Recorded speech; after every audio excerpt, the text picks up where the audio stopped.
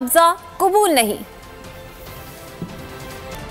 अवाम इमरान खान का बयानिया कबूल कर चुके। अब फौरी और मुनसिफाना इलेक्शन ही वाहिद हल है। गुजरात में प्रेस कॉन्फ्रेंस में कहना था कि मुल्क गलत समत जा रहा है, मुआशी तबाही से सलामती को खतरात लाहक है। इलेक्शन में ताखीर से मजीद बर्बादी होगी।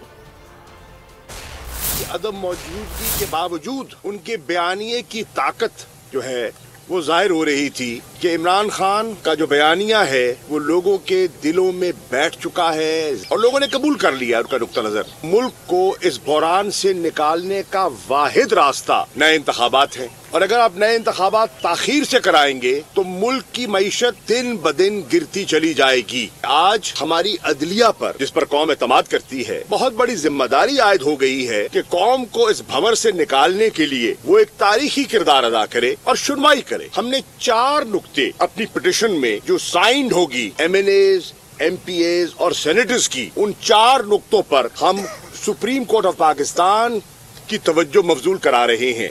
पहला नुक्ता ये है कि सेनेटर आजम स्वाति को इंसाफ दिया जाए। दूसरा नुक्ता अरशद शरीफ साहब की शहादत हम समझते हैं और कौम जानना चाहती है उनके साथ क्या हुआ, उनका लैपटॉप, उनका फोन कहाँ है। तीसरा नुक्ता वो है और पाकिस्तान तहरीक इंसाफ